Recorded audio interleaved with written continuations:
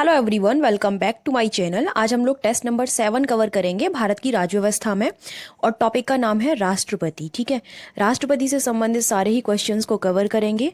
लगभग 50 to 55 questions something हैं इसमें। और पीडीएफ की अगर आप लोगों को नीड है तो यहाँ पर आप लोगों को ये नंबर दिया गया है। ओहो, एक सेकेंड। नंबर पर आप लोग कॉल या व्हाट्सएप कर सकते हो, जहाँ से आपको इजीली सारी इन्फॉर्मेशन मिल जाएगी। ठीक है, और स्टार्ट करते हैं फर्स्ट क्वेश्चन के साथ। किसे भारत के प्रथम नागरिक की संज्ञा दी जाती है? तो आप सभी को पता होगा ऑप्शंस पर, क्योंकि अब बात किसके बारे में हो रही है, टॉपिक है, तो ये तो बहुत इजी सा ही क्वेश्चन हो गया आप लोगों के लिए, राष्ट्रपति को। ऑप्शन नंबर ए जो है करेक्ट हो जाएगा। अनुच्छेद 52 के अनुसार भारत का एक राष्ट्रपति होगा, उसे भारत के प्रथम नागरिक की संज्ञा दी जाती है। राष्ट्रपति राष्ट्र की एकता, अखंडता व सुदृढ़ता का प्रतीक होता है। ये स्टेटमेंट है, ये याद रखना है, क्योंकि स्टेटमेंट के थ्रू जब क्वेश्चन आएगा तो यही आएगा उसमें सीधा। संसदीय व्यवस्था में वास्तविक शक्ति किसके हाथों में होती है? संसदीय व्यवस्था में जो वास्तविक शक्ति होती है वह किसके हाथों में होती है? वह होती है प्रधानमंत्री के हाथों में। ऑप्शन नंबर बी जो है वह करेक्ट। संसदीय व्यवस्था में राष्ट्रपति नाम मात्र का कार्यकारी होता है, जबकि वास्तविक शक्ति प्रधानमंत्री के हाथों में होती है। नेक्स्ट है, भारतीय संघ के शासन संबंधी कार्य किसके नाम पर किए जाते हैं? भारतीय संघ के शासन से संबंधित जितने भी कार्य होते हैं वह किसके नाम पर होते हैं? प्रश्न ये है, तो प्रेसिडेंट के नाम पर होते हैं। आंसर है ए। भारतीय संघ के शासन संबंधी कार्य व सभी अंतर्राष्ट्रीय संधि व समझौते, जितने भी सारे कार्य होते हैं जो कि इंटरनेशनल लेवल पर होते हैं, वह सारे राष्ट्रपति के नाम पर होंगे। इस चीज को याद रखना। किस अनुच्छेद के तहत राष्ट्रपति अपनी कार्यपालिका संबंधी शक्तियों का प्रयोग करता है? जो उसकी कार्यपालिका संबंधी जो शक्तियां हैं उनका प्रयोग वह अनुच्छेद 53 के तहत करता है। आंसर है डी।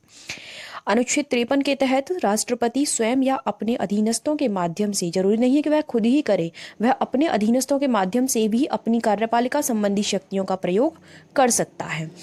इसके अलावा नेक्स्ट है, निम्नलिखित में से कौन संघ की कार्यपालिका में शामिल नहीं है? जो कार्यपालिका में शामिल नहीं होता है वह भारत का मुख्य न्यायाधीश होता है। Option number C is correct. संविधान के भाग 5 में अनुच्छेद 52 से 78 तक संघ की कार्यपालिका का वर्णन किया गया है। इसमें राष्ट्रपति, उपराष्ट्रपति, प्रधानमंत्री, इसके अलावा मंत्रिमंडल तथा महान्यायवादी शामिल होते हैं। नेक्स्ट है, हमारे संविधान में राज्य की शक्तियों को कितने अंगों में बांटा गया है? संविधान में जो राज्य की शक्तियां हैं उनको 3 अंगों में बांटा गया है। आंसर है सी। हमारे संविधान में राज्य की शक्तियों को 3 अंगों में बांटा गया है, कार्यपालिका, विधायिका तथा न्यायपालिका। नेक्स्ट है, राष्ट्रपति के निर्वाचन का उल्लेख किस अनुच्छेद में है? राष्ट्रपति के निर्वाचन से संबंधित जो भी प्रावधान है, निर्वाचन का जो उल्लेख है कि राष्ट्रपति का निर्वाचन होगा, यह है अनुच्छेद 54 में। ऑप्शन नंबर डी करेक्ट है। राष्ट्रपति के निर्वाचन का उल्लेख अनुच्छेद 54 में है। राष्ट्रपति का निर्वाचन एक निर्वाचन मंडल के सदस्यों द्वारा किया जाता है। जनता प्रत्यक्ष रूप से राष्ट्रपति के निर्वाचन में भाग नहीं लेती है। नेक्स्ट है, राष्ट्रपति के निर्वाचन मंडल में किसके सदस्य शामिल नहीं होते हैं?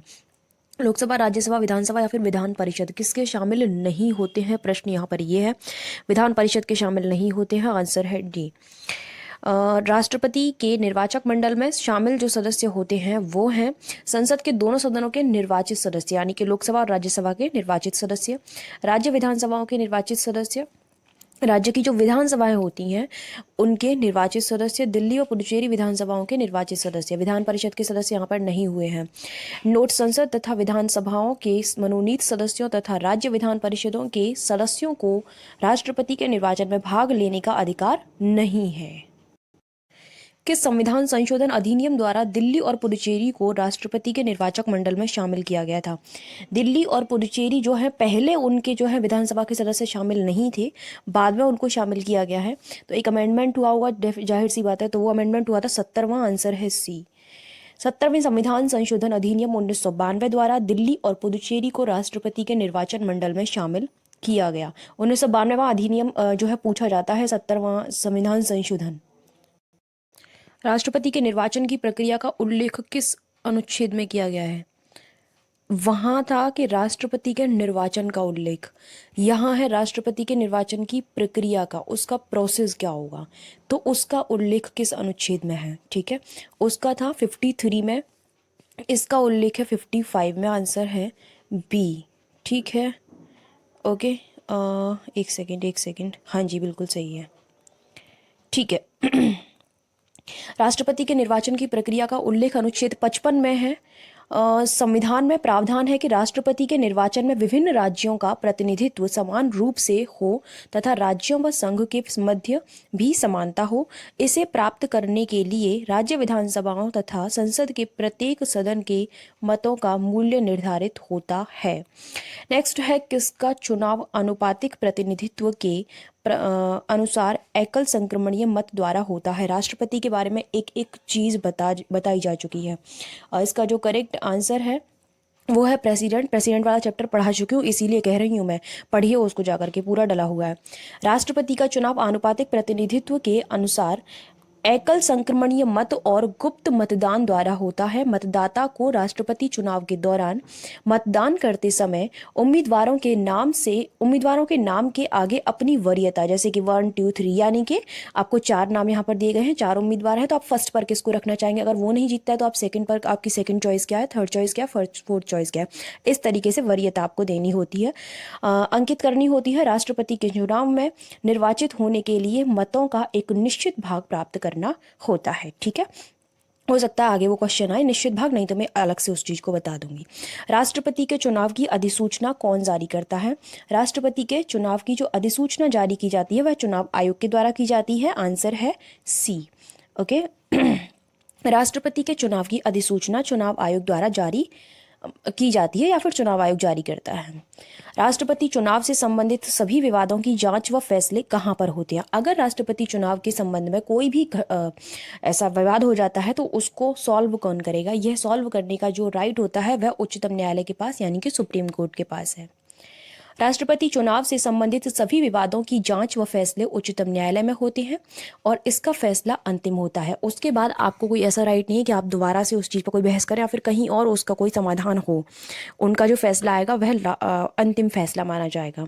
यदि उच्चतम न्यायालय किसी व्यक्ति को राष्ट्रपति के रूप में अवैध घोषित करता है तो पूर्व में उसके द्वारा राष्ट्रपति के रूप में किए गए कार्यों को अवैध नहीं माना जाएगा। निर्वाचक मंडल अपूर्ण होने पर राष्ट्रपति के चुनाव को चुनौती नहीं दी जा सकती है। सुनिए, अगर निर्वाचक मंडल अपूर्ण है यानी कि जितने लोग उसमें होने चाहिए वो नहीं है, उनमें से कुछ लोग कम है, तो ऐसा नहीं है कि चुनाव नहीं होगा, पहली चीज़। लास्ट वाला फैक्ट सबसे पहले बताया। दूसरी चीज़ कि अगर राष्ट्रपति को किसी कारण से अवैध घोषित कर दिया जाता है यानी कि उसकी भी कुछ यानी कि उसको अवैध किस आधार पर घोषित किया जाएगा, तो कुछ आधार बताए गए हैं कि अगर वो ऐसा कुछ कर देता है, लाइक संविधान को भंग, ऐसा कुछ नियम है। अब वो सारी चीज़ें पहले बताई गई हैं, उसको मैं यहाँ डिस्कस नहीं करूँगी। तो उस आधार पर उसको क्या है, अवैध घोषित कर दिया जाता है। तो उसने जो कार्य किए हैं पहले, जो भी विधेयक उसने पास किए या फिर जो भी कार्य किए हैं वो अवैध नहीं माने जाएंगे, वो कार्य पूरा प्रोसेस में माना जाएगा, जैसे वो इम्प्लीमेंट हुआ है वह वैसे ही माना जाएगा, ठीक है। इसके अलावा अंतिम फैसला होता है, ये तो मैं बता ही चुकी हूँ। नेक्स्ट है, राष्ट्रपति की पदावधि कितनी होती है। राष्ट्रपति की पदावधि कितनी होती है यानी कि वह कितना उसका कार्यकाल होता है, ये है। तो 5 साल होता है, आंसर है सी। अभी ये भी प्रश्न आ जाता है कई बार कि 5 साल कब से कब तक होता है भाई, जब से उसका चुनाव हुआ है तब से होता है या फिर कब से होता है। तो शपथ ग्रहण जिस दिन वह करता है उस दिन से लेकर के 5 साल तक उसका कार्यकाल माना जाता है, याद रखना। पूछा जाता है, ऑप्शन में दे देगा वो कि वही मतलब जिस दिन से उसका चुनाव हुआ है उस दिन से, या फिर जो भी है, 4 ऑप्शन दे देगा, लेकिन शपथ ग्रहण वाला जो है ऑप्शन करेक्ट होगा। राष्ट्रपति की पदावधि अनुच्छेद 56 के अनुसार 5 वर्ष तक होती है। 5 वर्षों के उपरांत भी वह पद पर तब तक रह सकता है जब तक उसका उत्तराधिकारी पद ग्रहण ना कर ले, यानी कि दूसरा राष्ट्रपति चुन करके ना आ जाए। ओके, नेक्स्ट है, राष्ट्रपति अपना इस्तीफा किसको सौंपता है। अगर उसको अपना इस्तीफा देना है तो किसको देगा, लोकसभा अध्यक्ष को देगा या फिर उपराष्ट्रपति को या फिर चुनाव आयोग को या फिर प्रधानमंत्री को। तो ये तो बहुत इजी सा क्वेश्चन है, सभी को पता होगा। उपराष्ट्रपति को वह अपना इस्तीफा देता है, आंसर है बी। राष्ट्रपति अपना इस्तीफा अनुच्छेद 56 का जो पहला क्लॉज है उसका सब क्लॉज क के तहत उपराष्ट्रपति को सौंपता है। अनुच्छेद 57 के अनुसार एक व्यक्ति कितनी भी बार भारत का राष्ट्रपति बन सकता है, ये चीज़ बहुत इंपॉर्टेंट है।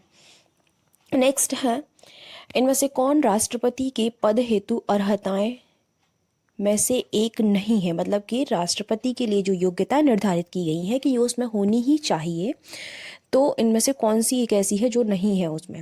ओके, वह जन्म से भारत का नागरिक हो, वह 35 वर्ष आयु पूरी कर चुका हो, वह लोकसभा का सदस्य बनने हेतु योग्य हो, किसी लाभ के पद पर ना हो। तो इसमें से जो नहीं है वो है वह भारत का नागरिक हो। ऐसा बहुत ज़्यादा ज़रूरी नहीं है कि वह जन्म से ही भारत का नागरिक हो। हाँ, इंडियन सिटीजनशिप उसके पास होनी चाहिए, ऐसा भी नहीं कि वह कहीं और का हो, लेकिन उसकी भारत की नागरिकता होनी चाहिए। बट ऐसा कंपलसरी नहीं कि वो भारत का जन्म से ही नागरिक हो। ठीक है, इसका आंसर तो हो जाएगा ए। अभी एक चीज़ और डिस्कस करते हैं। राष्ट्रपति के पद की जो अर्हताएं हैं वह आर्टिकल 58 में दे रखी है। पहली चीज़, वह भारत का नागरिक हो, जन्म से होना जरूरी नहीं है। एज आई टोल्ड यू, जन्म से होना जरूरी नहीं है।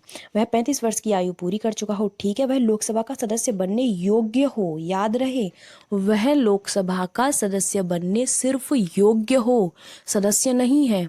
अगर सदस्य है तो उसको वहाँ से क्या करना पड़ेगा, त्यागपत्र देना पड़ेगा, इस्तीफा, जो भी वॉट एवर है, जो मतलब उसको वहाँ की सदस्यता त्यागनी होगी। ठीक है, लेकिन वह उसके योग्य होना चाहिए। किसी लाभ के पद पर न हो। लाभ के पदों में राष्ट्रपति, उपराष्ट्रपति, राज्यपाल, संघ या राज्य में मंत्री को शामिल नहीं किया जा सकता है। यानी कि लाभ का पद कौन सा माना जाएगा, इसके अलावा जो होंगे वो ये नहीं माने जाएंगे। चलिए, राष्ट्रपति के उम्मीदवार को जमानत राशि के रूप में कितने रुपए जमा करना होता है। मतलब एक अमाउंट जो है जमा किया जाता है कि जिससे जब भी आप चुनाव वगैरह लड़ते हैं उससे पहले ही वो अमाउंट जमा होता है। तो वह कितना होता है, 15,000 है। आंसर है यहाँ पे बी। राष्ट्रपति के उम्मीदवार को जमानत राशि के रूप में 15,000 रुपये जमा करना होता है। यदि उम्मीदवार को, मैंने आपको क्या कहा था ऊपर, कि अगर वो चीज़ आ गई कि उसको कितने वोट लेने जरूरी है तो ठीक है, नहीं आई तो अलग से बताया जाएगा। तो उसको यहाँ पर दिया गया है कि 6वां भाग, 1/6 भाग जो है प्राप्त नहीं होता है तो वो राशि जब्त कर ली जाएगी। अगर प्राप्त हो जाता है तो फिर तो कोई बात ही नहीं है। ठीक है, चलिए नेक्स्ट है, राष्ट्रपति के चुनाव के नामांकन के लिए उम्मीदवार को कम से कम कितने प्रस्तावक चाहिए होते हैं। यानी कि यहाँ प्रोसेस ये है कि राष्ट्रपति के नाम के प्रस्तावक के लिए कि हाँ ये उम्मीदवार हो सकते हैं, इस चीज के लिए कितने जो हैं सदस्य चाहिए होते हैं, ये प्रश्न है। ठीक है, उसके लिए कम से कम 50 प्रस्तावक होने चाहिए। आंसर है ए। राष्ट्रपति के चुनाव के नामांकन के लिए एक उम्मीदवार को कम से कम 50 प्रस्तावक और 50 अनुमोदक चाहिए। ठीक है,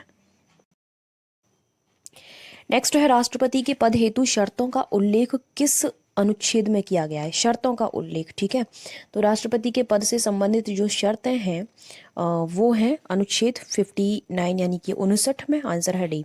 राष्ट्रपति के पद हेतु शर्तें अनुच्छेद 59 में उल्लिखित हैं। राष्ट्रपति को संसद के किसी भी सदन अथवा राज्य विधायिका का सदस्य नहीं होना चाहिए।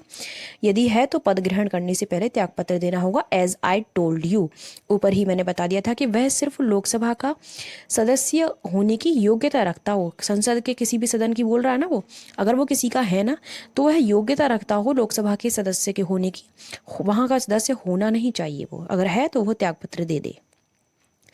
राष्ट्रपति का वेतन कितना होता है, ये प्रश्न तो पूछा गया है और पूछा जाएगा भी आगे आपसे। 5 लाख। आंसर है डी। बजट 2018-19 से भारत के राष्ट्रपति का वेतन 1.5 लाख से बढ़ा करके कितना कर दिया है, 5 लाख रुपए प्रति महीने कर दिया गया है।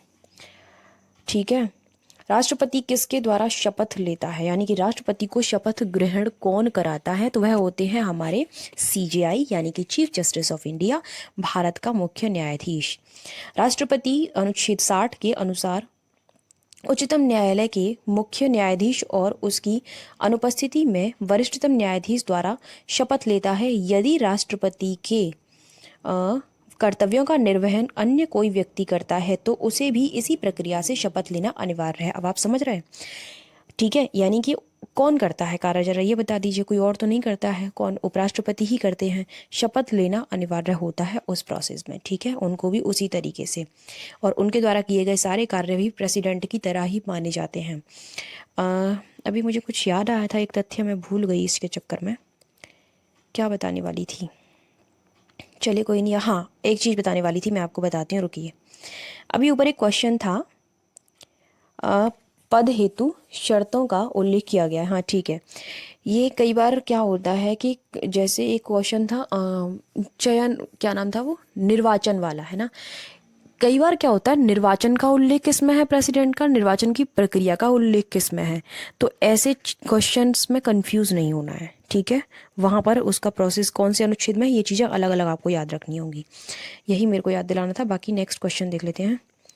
हाँ जी, राष्ट्रपति पर महाभियोग की प्रक्रिया का उल्लेख किस अनुच्छेद में किया गया है। अब देखिए, महाभियोग की प्रक्रिया का उल्लेख किस अनुच्छेद में किया गया है, तो ये किया गया है अनुच्छेद 61 में। आंसर है बी। अनुच्छेद 61 में राष्ट्रपति पर महाभियोग चलाकर उसको पद से हटाने का प्रावधान है। महाभियोग की प्रक्रिया संसद के किसी भी सदन में प्रारंभ की जाती है। ये प्रश्न पूछा हुआ है, ठीक है। देखो, जो हमने क्वेश्चन पूछा है वो इसलिए बनाया है प्रश्न, ताकि आप जो पूछा गया उससे हटकर भी तैयार करें कुछ, समझ रहे हैं। तो ये प्रश्न पूछा हुआ है और हमने आपको एक तैयार करके दिया है। तो दो चीज़ें यहाँ तैयार हो गई, बाकी चीज़ें एक्सप्लेनेशन में है, ठीक है। चलिए, महाभियोग की प्रक्रिया चलाने के लिए राष्ट्रपति को कितने दिन पहले नोटिस दिया जाता है। भैया, आप किसी को हटाने जा रहे हो तो थोड़ा सा इन्फॉर्म तो कर दो ना उनको, कि बिल्कुल ही हटाओगे, हैं, ये तो गलत बात है। तो हटाने से पहले उनको जो नोटिस दिया जाता है वह 14 दिन पहले दिया जाता है। आंसर है सी।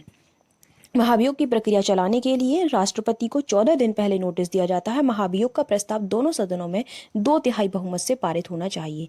ये बहुत इंपॉर्टेंट है, ठीक है। क्या किस तरीके से पारित होना चाहिए, 2/3 बहुमत से। राष्ट्रपति पर महाभियोग की प्रक्रिया में कौन भाग नहीं लेते हैं, ये आया ना मजेदार प्रश्न, ठीक है। अभी देखिए, आप यहाँ जो चयन में, जो निर्वाचन में भाग लिया था ना, वहाँ देखना उस प्रश्न को, और यहाँ देखना, इसको थोड़ा सा कंपेयर करना होगा। लोकसभा के निर्वाचित और मनोनीत सदस्य, या फिर राज्यसभा के निर्वाचित और मनोनीत सदस्य, या फिर राज्य विधानसभाओं के निर्वाचित और मनोनीत सदस्य। प्रश्न क्या है, कौन भाग नहीं लेता है। तो राज्य विधानसभाओं के निर्वाचित सदस्य जो हैं इसमें भाग नहीं लेते हैं, ठीक है। एक सेकेंड, इस क्वेश्चन को दोबारा से पढ़ते हैं। राष्ट्रपति पर महाभियोग की प्रक्रिया में कौन भाग नहीं लेते हैं, ठीक है। और यहाँ ये ऑप्शन दिए गए हैं। हाँ, मतलब इसका एक प्रोसेस होता है, जिन लोगों ने उसके निर्वाचन में भाग लिया था वो नहीं लेते हैं। आप चुन रहे हो तो आप क्यों उनको हटाना चाहेंगे। तो यहाँ आंसर ये सी है। राष्ट्रपति पर महाभियोग की प्रक्रिया में केवल संसद के दोनों सदनों के निर्वाचित और मनोनीत सदस्य भाग लेते हैं। ज्ञातव्य है कि संसद के दोनों सदनों के मनोनीत सदस्यों ने राष्ट्रपति के निर्वाचन में भाग नहीं लिया था। मैंने अभी बताया था ना आपको, वो भाग नहीं लेते हैं। राज्य व दिल्ली एवं पुडुचेरी की विधानसभाओं के निर्वाचित सदस्य जिन्होंने चुनाव के दौरान मत किया था, उन्हें महाभियोग प्रक्रिया में शामिल नहीं किया जाता है। यही कारण है कि राष्ट्रपति पर महाभियोग की प्रक्रिया एक अर्ध न्यायिक प्रक्रिया है। बहुत बहुत ज़्यादा इम्पोर्टेंट तथ्य है ये याद रखना है कि अर्ध न्यायिक प्रक्रिया, ये वाला पूछा जाता है भाई, ठीक है, याद रखना। नेक्स्ट क्वेश्चन क्या है, अभी तक कुल कितने राष्ट्रपति पर महाभियोग चलाया गया है, कितने राष्ट्रपतियों पर महाभियोग चलाया जा चुका है। तो ये बहुत ज़्यादा सौभाग्य की बात है कि अभी तक किसी पर भी महाभियोग नहीं लाया गया है। आंसर डी हो जाएगा। अभी तक किसी पर भी, यानी कि किसी भी राष्ट्रपति पर महाभियोग नहीं चलाया गया है। यदि राष्ट्रपति का पद रिक्त हो तो पद रिक्त होने की तिथि से कितने माह के भीतर चुनाव करा लेना चाहिए, ठीक है। अगर राष्ट्रपति का पद रिक्त है तो उस टाइम पर 6 माह की जो अवधि होती है उसमें जो है चुनाव करा लेना चाहिए। आंसर है सी, 6 माह के अंतर्गत। यदि राष्ट्रपति का पद रिक्त हो तो पद रिक्त होने की तिथि से 6 माह के भीतर चुनाव करा लेना चाहिए। इन 6 महीनों की अवधि हेतु उपराष्ट्रपति कार्यवाहक राष्ट्रपति के रूप में कार्य करेगा। नेक्स्ट, यदि उपराष्ट्रपति भी नहीं है तो राष्ट्रपति के पद रिक्त होने की दशा में कौन कार्यवाहक राष्ट्रपति के रूप में कार्य करेगा। ऑप्शंस दे रखे हैं, लोकसभा का अध्यक्ष, प्रधानमंत्री, भारत का मुख्य न्यायाधीश, या फिर भारत का महान्यायवादी। तो करेक्ट आंसर क्या है, CJI। राष्ट्रपति के पद की रिक्तता की स्थिति में यदि उपराष्ट्रपति भी नहीं है तो भारत का मुख्य न्यायाधीश, और यदि मुख्य न्यायाधीश भी नहीं है तो वरिष्ठतम न्यायाधीश राष्ट्रपति के पद का निर्वहन करेगा। इस दौरान इन व्यक्तियों को राष्ट्रपति की पूर्णतः शक्तियां व सुविधाएं दी जाती हैं। उनको हर एक वेतन से संबंधित या फिर उनके जीवन से संबंधित जो भी सुविधाएं दी जाती हैं प्रेसिडेंट को, वो सारी दी जाएंगी। ओके, नेक्स्ट क्या है? राष्ट्रपति को किस अनुच्छेद के तहत अध्यादेश जारी करने की शक्ति प्राप्त है? तो ये क्वेश्चन मैं पूछ चुकी थी, शायद एक बच्चे ने, मुझे नाम याद नहीं है, कमेंट किया था। 123 आंसर है बी। राष्ट्रपति को अनुच्छेद 123 के तहत अध्यादेश जारी करने की शक्ति प्राप्त है। राष्ट्रपति की यह शक्ति 1935 के भारत शासन अधिनियम से ली गई है। इंपॉर्टेंट फैक्ट है ये, अधिनियम से प्रेरित है। ध्यान देने वाली बात यह है कि इस अध्यादेश का प्रभाव, इन अध्यादेशों का प्रभाव व शक्तियां संसद द्वारा बनाए गए कानून की तरह ही होती हैं, परंतु इसकी प्रकृति अल्पकालीन होती है। समझ रहे हो? यानी कुछ समय के लिए होते हैं ये कानून, होते तो बिल्कुल उसी तरीके से जैसे कि पार्लियामेंट और कानूनों को बनाती है उसी तरीके से हैं, लेकिन वो कानून हमेशा चलते हैं। लेकिन ये कानून अल्पकालीन होते हैं, कुछ समय के लिए ये कानून रहते हैं, हमेशा के लिए नहीं रहते। राष्ट्रपति द्वारा जारी अध्यादेश संसद के सत्र शुरू होने के बाद कितने सप्ताह के अंदर अनुमोदित हो जाना चाहिए? कितने सप्ताह के अंदर हो जाना चाहिए? तो 6 सप्ताह के अंतर्गत। आंसर है सी। राष्ट्रपति द्वारा जारी एक अध्यादेश संसद के सत्र शुरू होने के बाद 6 सप्ताह के अंदर अनुमोदित हो जाना चाहिए। राष्ट्रपति अपने अध्यादेश को किसी भी समय वापस ले सकता है। ये प्रेसिडेंट के पास राइट है, आप इसमें कुछ भी नहीं कर सकते हो। ठीक है, नेक्स्ट है, अनुदान की कोई भी मांग किसकी सिफारिश के बिना नहीं की जा सकती है? अनुदान की किसी भी कार्य में आपको अनुदान करना है, फाइनेंशियली यहाँ पर बात हो रही है, तो किसकी सिफारिश के बिना नहीं किया जा सकता कोई भी अनुदान? तो वह है प्रेसिडेंट। आंसर है सी। अनुदान की कोई भी मांग राष्ट्रपति की सिफारिश के बिना नहीं की जा सकती है। राष्ट्रपति भारत की आकस्मिक निधि का प्रयोग किसी अप्रत्याशित स्थिति के लिए कर सकता है। नेक्स्ट, जिसका आंसर शायद आपको दिख गया है, किस अनुच्छेद के तहत राष्ट्रपति को सर्वोच्च न्यायालय से सलाह लेने की शक्ति प्राप्त है? सच में इंपॉर्टेंट क्वेश्चन है ये। क्वेश्चन तो सारे ही इंपॉर्टेंट है, लेकिन फिर भी बहुत ज़्यादा जरूरी मेरे को जो लगता है मैं वहाँ बोलती हूँ। आर्टिकल 143 के तहत प्रेसिडेंट को ये राइट है कि वह सुप्रीम कोर्ट से किसी भी कार्य में सलाह ले सकता है, लेकिन एक चीज़ याद रखना, वो एक्सप्लेनेशन में आएगी। क्या बता दूं मैं आपको पहले से? सलाह लेना ठीक है, लेकिन सलाह को मानने के लिए बाध्य नहीं है वो। अनुच्छेद 143 के अनुसार राष्ट्रपति को सर्वोच्च न्यायालय से सलाह लेने की शक्ति प्राप्त है, लेकिन देखा आ गया ना, लेकिन वह इस सलाह को मानने के लिए बाध्य नहीं है। समझ रहे हो? आप किसी से किसी कार्य को लेकर कोई सलाह लेते हो तो क्या वह ऐसा कहता है कि नहीं भाई तेरे को ये माननी ही पड़ेगी? ऐसा तो नहीं है। ठीक है, तो वो वाली बात आ गई, सुनेंगे सबकी, करेंगे अपने मन की। किस अनुच्छेद के तहत राष्ट्रपति किसी अपराध के लिए दोष सिद्ध व्यक्ति के दंडादेश को निलंबित कर सकता है? ओके, तो ये क्षमादान वाला है ना। चलिए, आर्टिकल 72 है क्षमादान की शक्ति जो होती है उसकी। ठीक है, आंसर बी हो जाएगा। अनुच्छेद 72 के तहत राष्ट्रपति किसी अपराध के लिए दोष सिद्ध किसी व्यक्ति के दंडादेश को निलंबित, माफ व परिवर्तित कर सकता है। तो यहाँ पर कुछ उसको राइट मिले हुए हैं, मतलब कि क्षमादान करता है तो कई प्रकार हैं उसके, कि किसी में तो वह टाल देता है उसके पनिशमेंट को, किसी में समाप्त कर देता है, या फिर किसी में उसके सजा के रूप को चेंज कर देता है। तो वो चीज़ें या तो आगे आएंगी, अगर नहीं आती हैं आगे तो मैं पढ़ा चुकी हूँ, वो आप जा कर के देख लीजिएगा प्लीज़। ठीक है, कौन सैन्य बलों का सर्वोच्च सेनापति होता है? ठीक है, सैन्य बलों का सर्वोच्च सेनापति आपका प्रेसिडेंट ही होता है। आंसर है सी। वह सैन्य बलों का सर्वोच्च सेनापति होता है। वह थल सेना, वायु सेना के प्रमुखों की नियुक्ति करता है। वह कौन? वह प्रेसिडेंट ही है। यहाँ पे ये वह टाइप हो गया, चलिए कोई नहीं। नेक्स्ट है, युद्ध या इसकी समाप्ति की घोषणा किसकी अनुमति के अनुसार होती है? तो ये जिसके बारे में जो बात चल रही है ना इतनी देर से, तो उन्हीं की अनुमति ली जाती है या फिर किसी और की ली जाती है? जरा बता दीजिए। रक्षा मंत्री? नहीं। संसद, राष्ट्रपति या फिर प्रधानमंत्री? तो यहाँ प्रश्न यह है कि युद्ध या फिर इसकी समाप्ति की घोषणा किसकी अनुमति के अनुसार होती है? तो क्या नाम है ये, पार्लियामेंट। आंसर बी हो जाएगा। राष्ट्रपति युद्ध या इसकी समाप्ति की घोषणा अपने स्वयं के निर्णय पर नहीं कर सकता, यह संसद की अनुमति के अनुसार होता है। समझ रहे हो? वहाँ से आपको पहले जो है सलाह लेनी पड़ेगी जो भी है। राष्ट्रपति को वीटो शक्ति क्यों दी गई है? असंवैधानिक विधान न बन जाए इसलिए, आपातकालीन स्थिति से निपटने के लिए, या फिर कानून व्यवस्था बनाए रखने के लिए, या फिर उपयुक्त में से कुछ भी नहीं। देखिए वीटो शक्ति जो दी गई है ना, उसका कारण सिर्फ इतना सा है कि कोई भी असंवैधानिक विधान न बन जाए, जल्दबाजी में कोई कानून न बन जाए, तो वो वीटो शक्ति का प्रयोग करते हैं। ठीक है।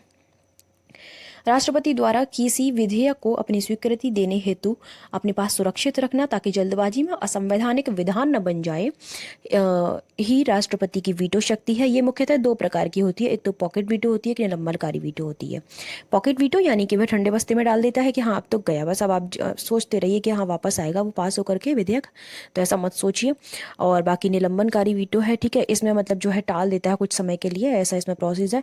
अभी ये पता है मैं यहाँ समझाऊंगी ना बहुत टाइम लग जाएगा, इसलिए मैं नहीं समझा रही हूँ, और आपके लिए बहुत ज़्यादा ज़रूरी भी नहीं है जिस लेवल के लिए ये करा रही हूँ। ओके, नेक्स्ट है राष्ट्रपति द्वारा किसी विधेयक को अनिश्चित काल के लिए, देखिए हमने नहीं बताया, आपके प्रश्न में ही आ गया, चलिए कोई बात नहीं। राष्ट्रपति द्वारा किसी विधेयक को अनिश्चित काल के लिए लंबित कर देना उसकी किस वीटो की शक्ति के अधीन आता है? करेक्ट आंसर क्या है इसका बताइए फटाफट से। पॉकेट वीटो आंसर है ए। ठीक है, यानी कि किस शक्ति को लंबित समय के लिए, बोला ना मैंने, ठंडे बस्ती में डाल देता है वो उसको। ठीक है, तो आंसर ए हो गया यहाँ पे। राष्ट्रपति द्वारा किसी विधेयक को अनिश्चित काल के लिए लंबित कर देना, अब आपका कोई उम्मीद नहीं है कि वो वापस आएगी भी क्या नहीं आएगी पास होकर के वो विधेयक। ठीक है, लंबित कर देना पॉकेट वीटो की शक्ति के अधीन आता है। नेक्स्ट है राष्ट्रपति द्वारा किसी विधेयक को पुनर्विचार हेतु लौटाना उसकी किस वीटो की शक्ति के अधीन आता है? ठीक है, तो ये अभी एक ही बची क्योंकि दो ही वीटो मैंने आपको बताई थी। सो सेकंड वाली है निलंबनकारी वीटो, आंसर है बी। राष्ट्रपति द्वारा किसी विधेयक को पुनर्विचार हेतु लौटाना उसकी निलंबनकारी वीटो की शक्ति के अधीन आता है। ठीक है, देखिए इन्होंने लौटा दिया, हो सकता है आगे वो चीज़ आए, लेकिन जब जब मेरे किसी लाइन को लेकर के जो दिमाग में मेरे आता है मैं बताना चाहती हूँ उसको।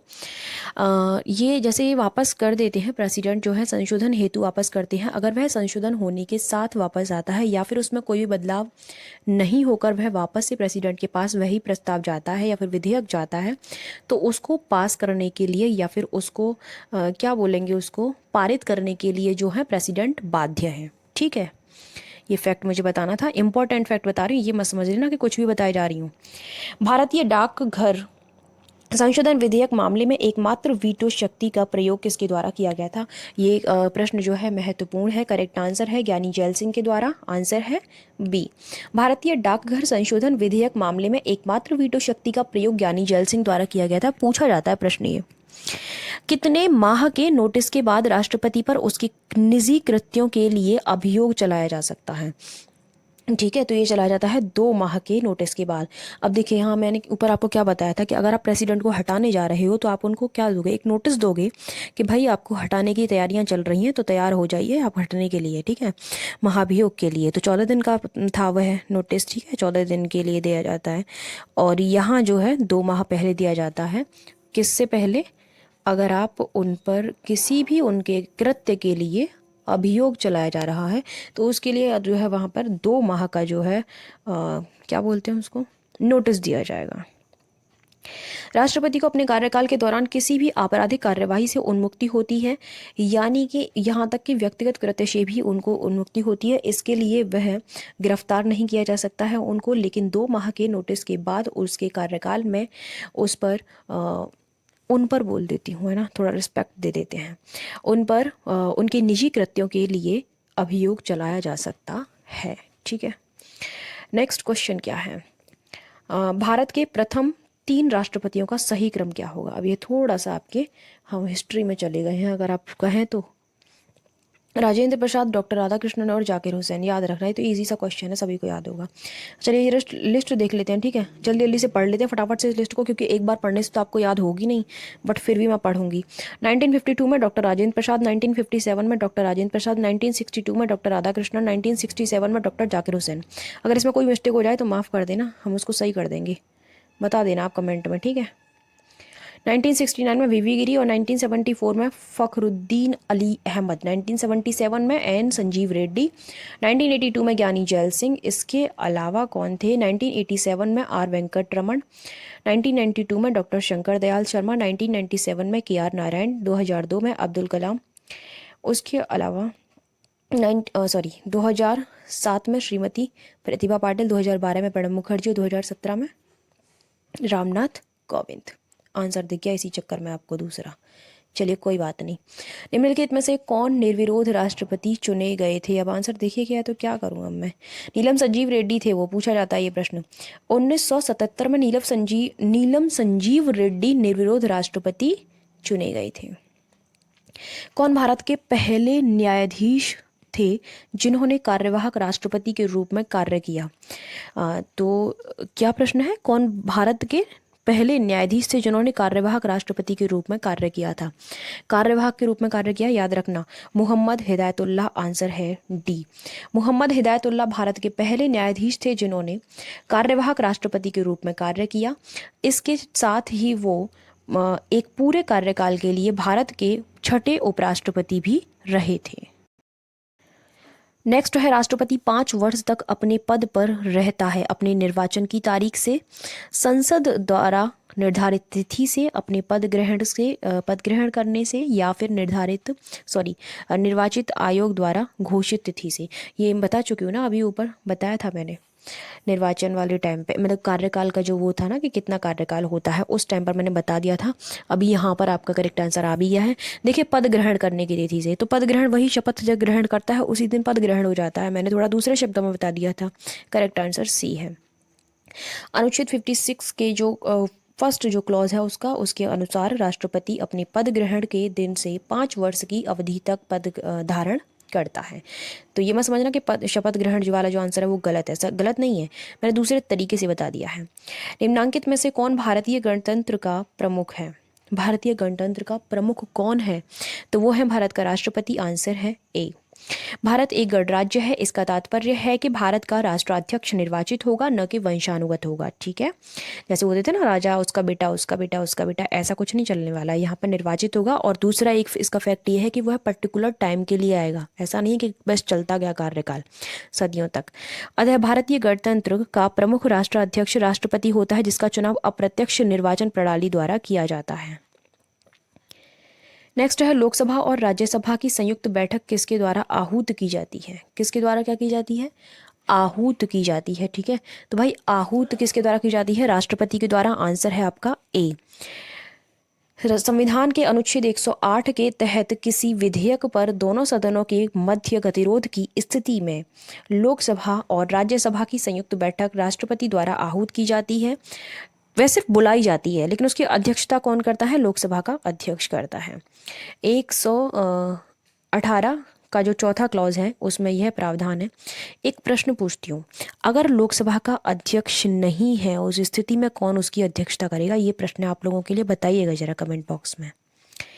निम्नलिखित में से राष्ट्रपति किसकी नियुक्ति करता है?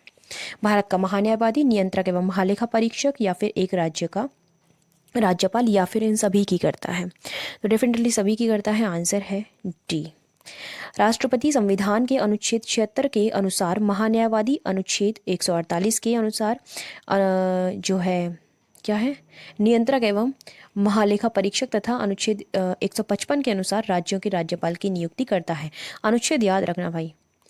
नेक्स्ट क्वेश्चन क्या है, निम्न में से भारत का राष्ट्रपति किसकी नियुक्ति नहीं करता है? किसकी नियुक्ति नहीं करता है प्रश्न ये है, तो उपराष्ट्रपति की। आंसर ए हो जाएगा। राष्ट्रपति उपराष्ट्रपति की नियुक्ति नहीं करता है। अनुच्छेद 66 के अनुसार उपराष्ट्रपति का निर्वाचन होता है। संविधान असाधारण परिस्थितियों में राष्ट्रपति को राज्यपाल के कृत्यों के निर्वहन हेतु उपबंध कर सकता है। इसका करेक्ट आंसर है 160 में। संविधान असाधारण परिस्थितियों में राष्ट्रपति को राज्यपाल के कृत्यों के निर्वहन हेतु उपबंध कर सकता है 160 में।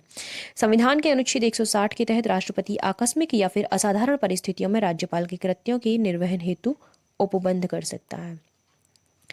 नेक्स्ट है, संविधान के अनुसार निम्नांकित में से क्या शब्दशः भारत के राष्ट्रपति की शक्ति नहीं है? अध्यादेशों का प्रख्यापन, या फिर उच्चतम न्यायालय से परामर्श करना, संसद के सदनों को संदेश भेजना, या फिर क्षमादान करना। ठीक है, तो इसका जो करेक्ट आंसर है वो है संसद के सदनों को संदेश भेजना, आंसर है सी। संसद के सदनों को संदेश भेजना अनुच्छेद 86 के अंतर्गत राष्ट्रपति का अधिकार है, जबकि अनुच्छेद 72 के अंतर्गत क्षमादान की शक्ति, अनुच्छेद 123 के अंतर्गत अध्यादेश निर्गत करने की शक्ति, अनुच्छेद 143 के अंतर्गत उच्चतम न्यायालय से परामर्श करने की शक्ति शब्द सह शक्ति के रूप में उल्लेख करते हैं। ठीक है, मतलब ये नहीं है उसमें से। ओके, नेक्स्ट क्वेश्चन क्या है? संसद के लिए राष्ट्रपति का अभिभाषण कौन तैयार करता है? देख ही लिया है आंसर, क्या फालतू में मैं तुमसे जिक जिक करूं इसके पीछे। संसद के लिए राष्ट्रपति का अभिभाषण केंद्रीय मंत्रिमंडल तैयार करता है, क्योंकि वास्तविक कार्यपालिका शक्ति केंद्रीय मंत्रिमंडल में निहित होती है।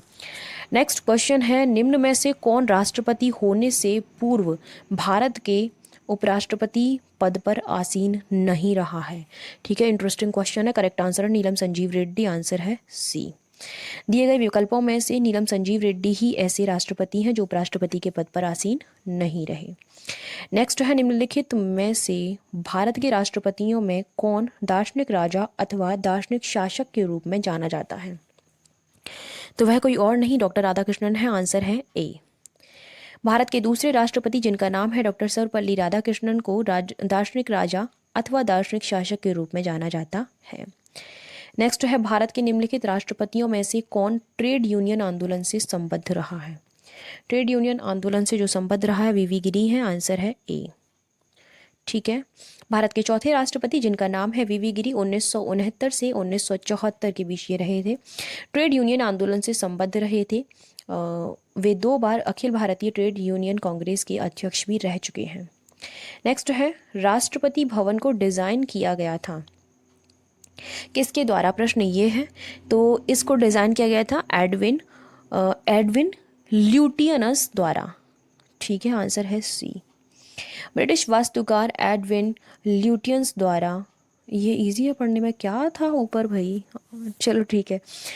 ल्यूटियंस द्वारा राष्ट्रपति भवन को डिज़ाइन किया गया था। यह भवन भारत के राष्ट्रपति का सरकारी आवास है। वर्ष 1950 तक इसे वायसराय हाउस कहा जाता था। नेक्स्ट क्या है, निम्नलिखित में से किसी भौगोलिक क्षेत्र को अनुसूचित घोषित करने का संवैधानिक अधिकार किसको है? पता है आपको? नहीं पता? राष्ट्रपति को, आंसर है डी। राष्ट्रपति के आदेश द्वारा किसी भौगोलिक क्षेत्र को अनुसूचित क्षेत्र या फिर विस्तारित किया जा सकता है। किसी भी समय राष्ट्रपति के आदेश द्वारा अनुसूचित क्षेत्र के संपूर्ण अथवा किसी विशिष्ट भाग को समाप्त किया जा सकता है। राज्य के राज्यपाल की सहमति से राज्य के अनुसूचित क्षेत्र के क्षेत्रफल को बढ़ाया भी जा सकता है। ठीक है, 55 क्वेश्चन से कंप्लीट हो चुके हैं। होपफुली सब कुछ सही और अच्छे तरीके से मैं आपको बता पाई होंगी। एंड पीडीएफ की नीड है तो किस तरीके से आपको पीडीएफ लेनी मैं आपको बता चुकी हूँ। जीएस के शॉर्ट नोट्स हैं वो आप ले सकते हो। और कैसे ले सकते हो? व्हाट्सएप पे आप लोग वो सारे नोट्स ले सकते हो। और आर के लिए टेस्ट सीरीज स्टार्ट हो चुकी है, उसके लिए स्पेशल मैं सारी चीज़ें आपको बता दूंगी अलग से। एंड इसके अलावा कुछ और बताना नहीं है। Thank you so much. Subscribe करवा देना और शेयर कर देना, बस और कुछ नहीं है, ये आपसे रिक्वेस्ट है। Thanks a lot, thank you so much for watching my video. मिलते हैं नेक्स्ट वीडियो में, तब तक के लिए आप लोग ख्याल रखिए अपना और दूसरों का भी।